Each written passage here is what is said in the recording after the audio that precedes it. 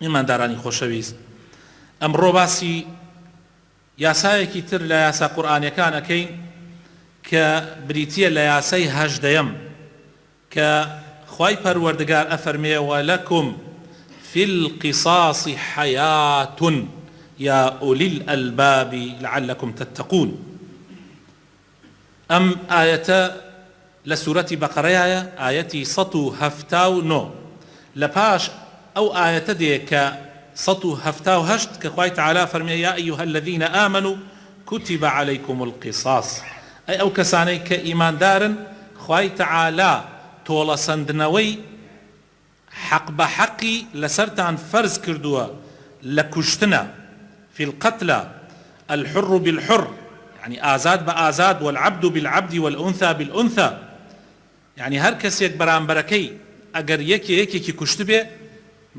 بقصد يعني بقصد بعمدن كشتي بيتي أبي بكشريتوا أبي حكمت جو برخصينيت زمينة ساس بكات تاوەکو تۆڵە بسێنرێتەوە حەق بسێنرێتەوە نابێ هەر کەسێ لە خۆیەوە وەکو عەشایری و هەر کەسێ هەڵسێ و ئیشە بکە ئەو کارە بێ حکومەت پێی هەڵسێ کاری حەقسەندن ئەبێ حکومەت بیکا ئەگینا ئەگە بیخاتە دەستی عەشایر بیخەیتە دەستی عەشایری ئەو کاتە کوشتارێکی زۆر ڕوەدا لە نێوان خەڵکا وەکو لە مێژووە شتیوا بووە و لە حتا لە سەردەمانی خۆمانیشە شتیوامان بینیوە بۆیە خوای تعالە واجبی کردووە لەسەر دەسڵاتدار و حاکم هەر کەسێ بکوژێ بە عەمدەن بە ناحەق ئەبێ حکومەت بەو کارە هەڵسێکەوە ئەو کەسە حکومی کوشتنی بۆ دەربکرێت لەلایەنی حکومەتۆ جێبەجێ بکرێت فمن عفي له من أخيه شيء فاتباع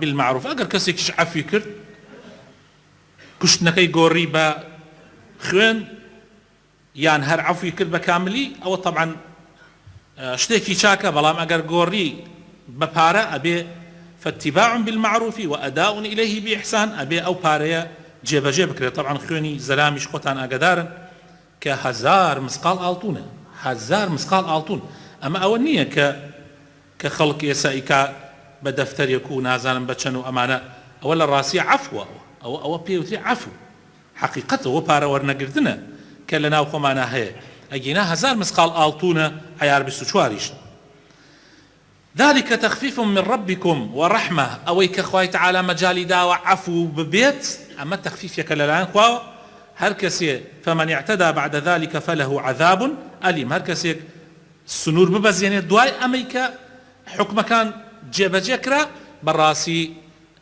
لقيامة خواي پروردگار سزايكي زور بآزاري بو آماده كردو باش أم آياته خواي تعالى أفرمي مسلمانان نكن دڵتان شتێک بکە لە مەوزوعی جێبەجێکردنی شەریعەتی خوایە نەکەن خەیاڵتان وا بڕوا نەعوذ بالله خوا حکمەکەی لە جێی خۆیان نییە وەلەکم فی القیصاص حەیات جێبەجێکردنی ئەوەی کە خوای تعالی دایناوە شەریعەتەکەی لە تۆڵە سەندنەوە یان حکمە شەرعیەکانی تریش هەر هەمووی بەڕاستی ئەوە ژیانە بۆ ئێوە ژیانی مرۆڤایەتی لەسەر ئەوە ڕاوەستاوە کە سزاکان لە شوێنی خۆیان جێبەجێ بکرێ بە عەدالەت و بەدادگەری جا خوای تعالی ئەفەرمێ یا ئولی الئەلباب بۆ ئەو کەسانەی کە عەقڵیان هەیە لعلكم تتقون تاوەکو کەس نەڕوا زیادە ڕەوی بەسەر کەسا بکا تاوەکو خەڵکە مجریم و خراپەکارەکان دوای ئەوەی کە زانیان تۆڵە هەیە دوای ئەوە زانیان سزا هەیە لەلایەنی حکومەتەوە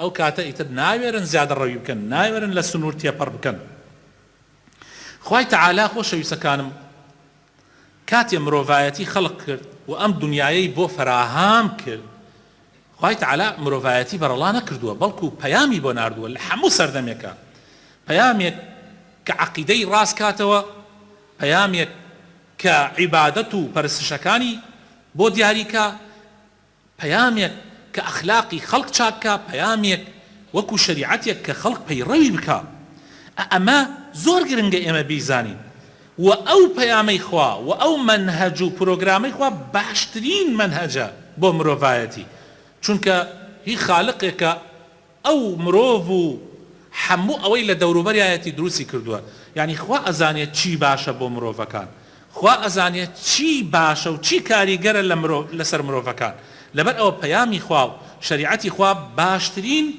شریعەتن، باشترین یاسان، باشترین پەیامن. ئەم شریعەتە بۆ ئەوەیە تاوەکو مرۆڤایەتی زوڵم لە یەکتری نەکەن، بەهێزەکان حەقی لاوازەکان نەخۆن، بۆ ئەوەیە کە مرۆڤایەتی لە ئەمن و ئەمانە بژێ. جا لەناو ئەم شریعەت و منهەجە نظامی عقوبات هەیە لە ئیسلامە، نظامی سزادان. نظامی سزادان نظامێکە شریعەتی ئیسلام دایناوە حاکم جێبەجێ ئەکا، حاکمی مسلمان لە دەوڵەتی ئیسلامە جێبەجێ ئەکا لە چییە؟ لەسەر ئەو کەسانەی کەوا لە یاسا دەرەچن، لەسەر ئەو کەسانەی کەوا فەرمانەکانی خوا ئەشکێنن، لەسەر ئەو کەسانەی کە قەدەغەکراوەکانی خوا ئەنجام ئەدەن. لەبەر ئەوە خۆشەویستەکانم ئەو یاسای سزادانە زۆر زۆر گرنگە، بەشێکە لە ئیسلام نابێ ئیهمال بکرێ. ئەگەر چی لە وڵاتانی ئیسلامە ئەمڕۆ ئیهمال ئەکرێ، یان هەر نەماوە لابراوە، یان گۆڕاوە بە سزای تر کە لە ڕاستیە بەهۆی ئەوەوە حاڵمان گەشتە ئەوەی کەوا ئێستا ئێمە تایە ئەژین. یەکەم حیکمەت لە دابەزاندنی یاسای سزادان لە ئیسلامە ئەوەیە کە ضروریاتی خەمسە بپارێزێ، یعنی پێنج ضرورەتەکە حەقە گشتان بیزانن. من وتاری تایبەتیشم بۆی تەخسیص کردووە لە کات خۆیان. پێنج ضرورەتەکە بریتیە لە پاراستنی دین، یەک پاراستنی نەفس، پاراستنی شەرەف و ناموس، پاراستنی عەقڵ و ژیری، پاراستنی ماڵ و سەروەت و سامان.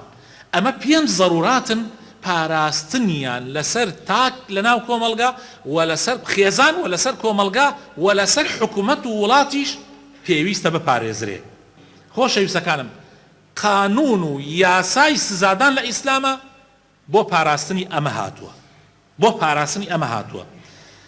دووهەم بۆ بەرپەرشدانەوەی مجریم و خەتاکاران و خراپەکاران. خەڵکانێک هەیە خۆشەویستەکانم، یعنی بەڕاستی ئەگەر بۆیان بکرێ خەڵک لەناو ئەبەن، قووەت بەکار دێنن بۆ ئەوەی کەوا مسلمانان ئازار بدەن. جاری وا هەیە ماڵ و سەروەت و سامانیان ئەبەن، جاری وا هەیە ئەیان ترسێنن، جاری وا هەیە لەوانەیە بشیان کوژن. و ئەمە لە هەموو سەردەمێکە هەبووە، لە هەموو سەردەمێکە هەبووە. ئەمانە خۆ تۆ نابێ بێدەنگ بی، نابێ سزایان نەدرێ. بۆیە ئیسلام تونترین سزای بۆیان داناوە لە قورئانە. لەبەرەوە خۆشەویستەکانم، پاراستنی ئەمە بەرپەرشدانەوەی ئەو جۆرە کەسانە ضرورە خۆشەویستەکانم. سێم ئەو کەسەی کە تاوانەکە ئەکا و ئەو کەسەشی کە تاوانی لەسەر ئەکرێ پێویستیان بە جەبرکردن هەیە. یعنی چۆن؟ یعنی ئەو کەسەی کە تاوانی لەسەر ئەکرێ ئەبێ حەقی بۆ بکرێتەوە هەر لە دنیا. بۆ نمونە کەسێک دزی لێکرێ، ئەی خۆ نابێم حەقەکەی بۆ بگەڕێتەوە. کەسێکی ئەکوژرێ، ئەی نابێت تۆڵەی بۆ بکرێتەوە. یاسای سزادان بۆ ئەوەیە.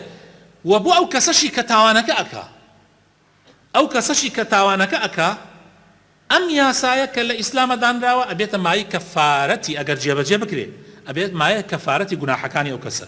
بۆ نمونە ئەگەر کەسێک دزی بکە، دوای ئەوەی کەوا حەقەکەی لێسێنرایەوە دەستی ببڕێتەوە، دەست بڕینەوەکە بێتە مای کەفارەتی گوناحەکانی.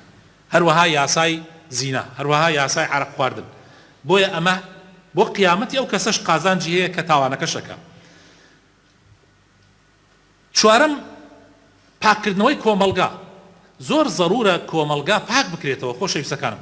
ئەگەر ئێستا ئێمە بترسین ناتوانین هەتا بێن بۆ نوێژی جەماعە، ناتوانین بێن بۆ نوێژە جەماعەتەکان. ئەگەر بترسین کەسانێکی خراپەکار زەرەرمان پێ بگەێنن. ئەگەر بترسی ئەسڵەن ناتوانی، جاری وا هەیە بڕۆی بۆ کار و کاسبی. زەمان وا هەبووە مسلمانان نەیانتوانێت لە شارەکەی خۆیان بە شارێکی تر بچن.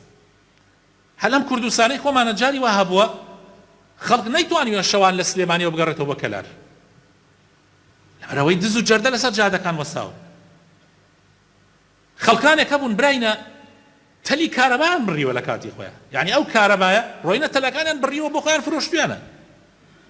ئەگەر سزادان نەبێ، یعنی بەڕاستی تۆ بێلی ئەم خراپەکارانە بە کەیفی خۆیان شت بکەن ژیان ناڕوە. و ئەمانە ئەگەر مەجالیان پێ بدرێت زیاتر و زیاتر و زیاتر ئەبێ. لەبەر ئەوە پێویستە کۆمەلگا پاک بکرێتەوە. پێنجەم ئیسلاحکردنی ئەو کەسانی کە ئەو تاوانانە ئەکەن. ئەگەر یاسای سزاندان نەبێ ئەو کەسانە چاک نابن.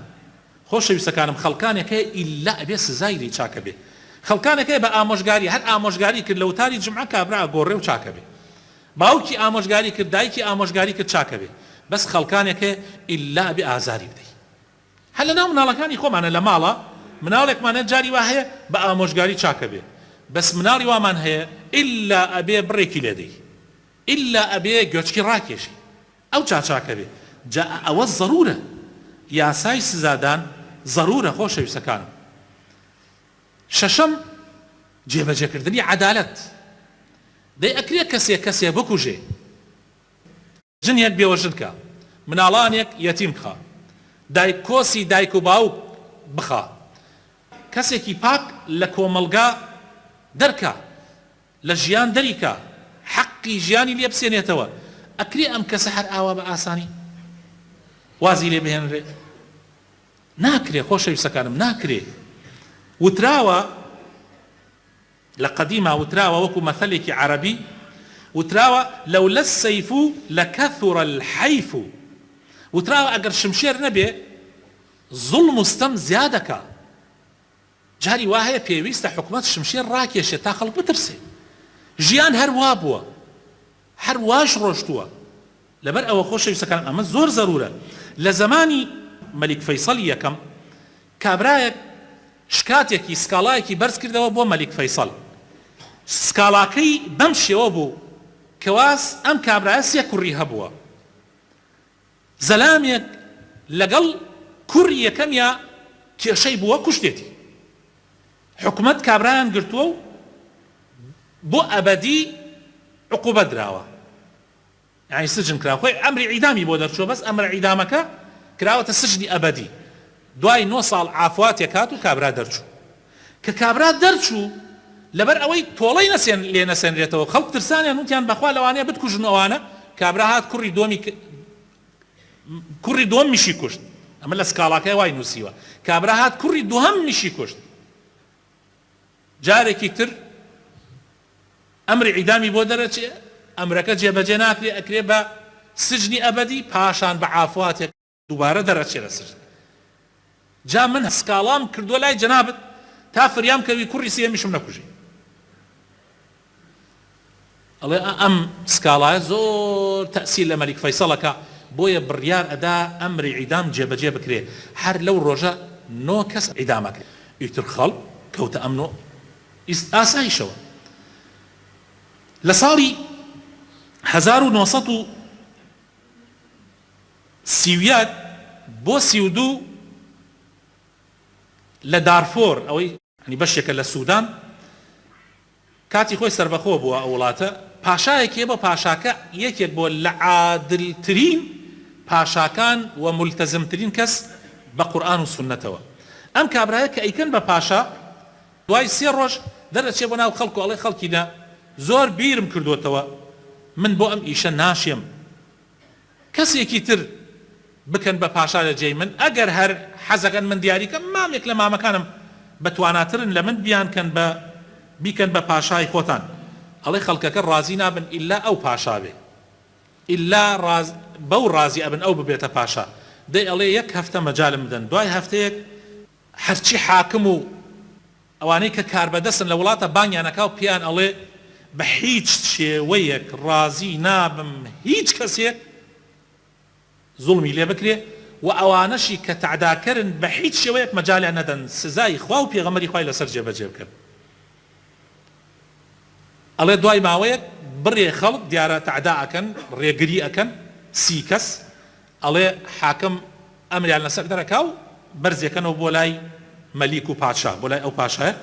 ئەڵێ هەرسیان ئەو ڕۆژە ئەکوژێ لە بەردەمی مزگەوتە، لە بەردەمی مزگەوتی پیاوانە 15یان ئەکوژێ بە ئاشکرا و لە بەردەمی ئافرەتانیشە 15 تریان ئەکوژێ. ئەڵێ بڕای بڕ حتا ئەو پاشا ئەبێ 1 کەس زوڵم ناکە، ئیتر 1 کەس تعدا ناکە. وەخوای تەعالا بارانی ڕەحمەتی خۆی ئەبارێنێ بەسەریانە و خۆشی و هەرزانی لە وڵاتە بەرقەرارە بێ. هەر کاتێک ئەگەر عەدالەت جێبەجێ کرابێ خوای تەعالایش ڕەحمەت و بەرەکەتی خۆی ئەبارێنێ. لەبەرەوە خۆشەویستەکانم جێبەجێکردنی شریعەتی خوا زۆر گرنگە، زۆریش پێویستە. داواکارە بخوای تەعالا بخاتن ناو جوانەکانی خۆی ڕەحمان پێ بکە، هیدایەتمان بدا، نوری ئیمان بخاتە دڵەکانمانەوە. یا ڕەبی دامەزراومان کە لەسەر دینداریەتی لەسەر ئیسلامەتی. یا ڕەبی خوایە بخاتن ناو جوانەکانی خۆت شیفای نەخۆشەکانمان بدەی، بە تایبەتی ئەو نەخۆشەی کە داوای دوعای خێری لێ کردوین. یا شافی یا الله خوایە شیفای بدەی یا ڕەب العالەمین. یا ڕەبی ڕەحم بە مردوەکانمان بکەی. یا ڕەبی خوایە کوردستانمان لە بەڵاو مصیبەت بە دوور بگری، لە تەفریقە و دووبەرەکی بە دوورمان بگری، کاربەدەستانمان ساڵح و دادپەروەر بکەی یا ڕەب العالەمین. یا ڕەبی خوایە بخاتن ناو جوانەکانی خۆت بارانی ڕەحمەتمان بۆ ببارێنی، خۆشی و هەرزانی لە وڵاتمانە بەرقەرار بکەی یا ڕەب العالەمین. یا ڕەبی خوایە ئاڵای ئیسلام و ئیسلامەتی و یەکخواناسی هەردەم شەکاوە بێ لە کوردستانە. آمین آمین. آمين آمين. الحمد لله رب العالمين والصلاة والسلام على رسول الله الأمين وعلى آله وصحابته أجمعين. يا أيها الذين آمنوا اتقوا الله ولتنظر نفس ما قدمت لغد واتقوا الله إن الله خبير بما تعملون. خۆشەویستەکانم زۆر جار ناحەزان محاولەیان کردووە گومان دروستکەن بۆ مسلمانان لەسەر شەریعەتەکەی خوا. زۆر جار کاکە ئەم دەست بڕینەوە ناکرێ و زوڵمە و ستەمە و چۆن ئەبێت زەلامێک کەسێکی کوشتووە تازە ئەو مردووە چۆن ئەبێ یەکێکی تریش بکوژرێ. ئیتر طبعا بەم شێوازە خۆیان وادانن کە لە خوا نەعوذ بالله بەڕەحمترن و عاقڵترن و شریعەتەکەی ئەوان و شریعەتی یۆنان و فەڕەنسا و نازانم چی و چی ئەمانە لە شریعەتی خوا باشترە. خوا پەنامەمدا. بەتەکید لەسەر هەر بابەتێک کە وتویانە عولەما و زانایانمان وەڵامیان داوەتەوە، لەسەر هەر بابەتێکە قسەیان کردووە زانایانمان وەڵامیان داوەتەوە. دڵنیا بن یەک مەسئلە نییە وەڵام نەدرابێتەوە. بۆ نمونە یعنی لەسەر مەسەلەی دەست بڕینەوە و لەسەر مەسەلەی جێبەجێکردنی حکمی حیرابە لە ئیسلامە کە حکمێکە بەسەر سزایەکە بەسەر ئەو کەسانە ئەدرێ کە جەردەیی ئەکەن، کە ڕێگری ئەکەن، کە خەڵک ئەکوژن، بەسەر ئەوانە ئەدرێ. شریعەتی ئیسلام یاسا و حکمی تایبەتی خۆی هەیە. لەسەر ئەوە بۆ نمونە زانایانمان وتویانە دەست لە ئیسلامە چوار جۆرە. زانایانمان وتویانە دەست چوار جۆرە. دەستی کابرایەکی کارایە ئیشکەرە لەناو کۆمەلگایە هیچ زەرەرێکی نییە بەڵکو سوودی بۆ کۆمەلگا هەیە، وەکو ئەوانەی لە بازاڕ ئیشەکەن، وەکو ئەوانەی کە کار و کاسبی حەڵاڵەکەن. بە تەکید ئەو جۆرە دەستانە ئیسلام ماچیەکە، ئیسلام ڕێز لەو دەستە ئەگرێ. دەستێک هەیە جۆری دووەم دەستێکی بێتوانایە، کابرا پەکی کەوتووە، ناتوانێت، کەم ئەندامە، ناتوانێت ئیش بکە. ئەم دەستە ئیسلام کۆمەکی ئەکا، هاوکاری ئەکا. تەنانەت ئەگەر کافر مەسیحی بێت، یەهودی بێت، لە وڵات ئیسلامە بژێ، ئیسلام هاوکاری ئەکا. کابرای ئەختیار بێتوانە یەهودی بوو، ئیمام عومەر بینی سوالەکە. ئیمام عومەر زۆر عەجیبە، وتی بۆ سوالەکەیت؟ وتی وەڵام من یەهودیم و ئەمانە. و ئیمامی عومەر فەرمووی تۆ تا گەنج بووی، ئێمە سەرانەمان لێ وەرەگرتی، ئێستا پەکت کەوتووە پیر بوویتە، بێلین دابمێنیت و سوال بکەیت لە بەیتولمال موچەیەکی بۆ بڕنەوە. ئەوە لە کات گەنجیە سەرانەیەدا بە دەوڵەتی ئیسلام. ئێستاش پێویستە دەوڵەتی ئیسلام بەخێوی کە. ئیسلام ئاوا ئەڕوانێتە شتەکان. دەستێکی تر براینە پێوترێت دەستی کەسێکی نەزان، نازانێت ئیش بکا کابرا، فێری ئیش نەبووە. لە وڵاتی ئیسلامە ئاسانکاری بۆ ئەکرێ، فێری ئیش ئەکرێ، زەمینە سازی بۆ ئەکرێ. دەوڵەتی ئیسلام واجبە لە سەرشانی نەیە لێ کەسێک بێ ئیش بێ و کەسێ بێ موچە بێ و کەسێ لە برسا بمرێ، واجبە لە سەرشانی دەوڵەتی ئیسلام. دەستی چوارم خۆشەویستەکانم دەستی کەسێکی دزە، گەندەڵە، ڕێگرە، پیاوکوژە. ئەخۆ نابێ بیتێڵی ئەو دەستە، ئەبێ ئەو دەستە تەمبێ بکرێ، ئەبێ ئەو دەستە ببڕێ، ڕێگری لێ بکرێ. مەسەلەکان ئاوایە. زانایانمان لە بواری ئەمانە هەمووی وەڵامیان داوەتەوە. بەڵام من قسەیەکی ترم هەیە خۆم بۆ خۆم. من ڕەئیم وایە هەر کەسێ لەوانە قسەیان کرد ئێوە یەک پرسیاریان لێ بکەن. ئەمە ئاسانترین مناقەشەیە. پێی بڵێ بڵێ کاکە تۆ مسلمان یا کافری پرسیاری لێ بکە ینی ئەوانەی کە وا ئەڵێن لە تەلەڤیزۆن یان لە هەر شوێنێ تۆ هەراوە نەبڵێ بڵێ تۆ مسلمان یا کافری ئەگەر وتی من مسلمانم بڵێ دەی کە مادام تۆ مسلمانی خۆ ئەزانی مسلمان یعنی باوەڕت هەیە بەخوا و بە پێغەمبەری خوا و بە قورئان و بە سنەت و تەواو ئەمە خوا لە قورئانە وا ئەفەرمێ و پێغەمبەری خوا صلی الله علیه و سلم لە سنەتە وا ئەفەرمێ و یعنی بۆت نییە فزە بکەی خوا و پێغەمبەری خوا ئەفەرمێن مادام تو ڕاستەکەی مسلمانی ئەبێ تەسلیمی خوا و پێغەمبەری خوا بی ئەگینا ئەگەر مسلمان بی و تەسلیمی خوا و پێغەمبەری خوا نەبی معنی درۆکەی مسلمان نی ئەگەر وتیشی مسلمان نیم دەی بڵێ کاکە با ئێمە دانشین جارێکان باسی خوا و پێغەمبەری خوا بکەین و ئەلەو مەوزوعە مناقەشەکەین تو ئەگەر باوەڕت بەخوا نییە ئیتر بۆ مناقەشە بکەین بەزە وەڵا دەستی دزوا و نازانم جێندەر وا و نازانم ئەم شتانە خۆمانی پێوە هیلاکەکەین هەتا بەیانی تۆ هەرچی بابەت هەیە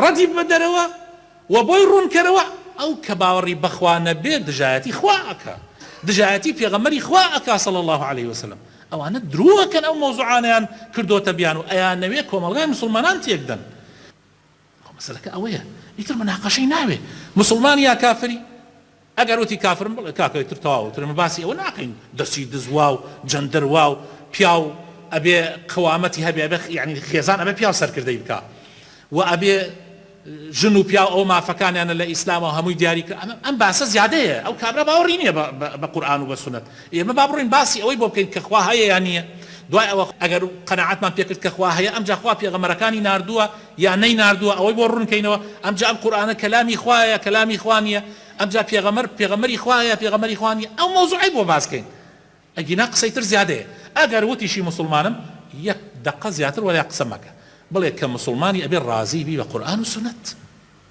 ئیتر پێش مناقەشەی نابێ ئەم مەوزوعات با خۆمانشی پێوە عەزیەت نەدەین و کاتی خۆشمانی پێوە نەکوژین و من دەستخۆشی لە هەر کار بەدەستێک ئەەکەم لە هەر مەسئولێک ئەەکەم چۆن ئێمە لە کاتی گەندەڵیانە لە کاتی خراپەکانیانە ئێمە ئەڵێن گەندەڵی مەکەن خراپە مەکەن پارەی ئەم ملەتە مەخۆن مەیبەن لە بەنقەکانی وەکو قەزافی و کێ لە بەنقەکانی ئەوروپایە بیشارنەوە دوای ئەوە کە خۆتانیان لادا پارەکانتانیش تەجمید بکەن چۆن ئەم مەوزوعانە بۆ مسلمانان باسەکەین و ڕەخنە لە مەسئولەکانمان ئەگرین و ئەڵێن پیاو بن ئەڵێن دادپەروەر بن بۆی خوای تەعالا دەسڵات و مڵکەکەتان زیادکە چۆن ئەو ڕەخنانیان لێگرین دەستخۆشیشیان لێەکەین ئەگەر موقفێکی مەردانیان هەبێ ئەگەر ڕۆژێ لە ڕۆژان لە موقفێکی مسلمانانەیە هات نەکایەوە و دەستیان کردە ئیسلاح و چاکسازی ئەماڵێن دەستان خۆش خوا پایەدارتان کە خواواتان پێ بکە کە دادپەروەر من لەم شوێنەوە هەموو جمعەیە گوتمە یا ڕەبی خوایە دەسڵاتدارانمان چاکەی ئیسلاحیانکەی دادپەروەریانکەی بەردەوام ئەو دوعایم کردووە حتا و ڕۆژێش ئەچمە ناو قەبر دوعا بۆ هەموو کار بەدەستانی مسلمانەکەم خوا ئیسلاحیان کە خوا ئیسلاحی ئەوان کە گشتمان چاکە بین ئەگەر خوا نەخواستیش ئەوان گەندەڵ بن و خراپە بن و حەز لە فەساد بکەن و وەڵا پەرە بە جەندەر بدەن و پەرە نازان بە چی بدەن وەڵاهی برا زۆر خەتەرە بێ زۆر خەتەرە بێ خوای تەعالا ئیسلاحمان بکە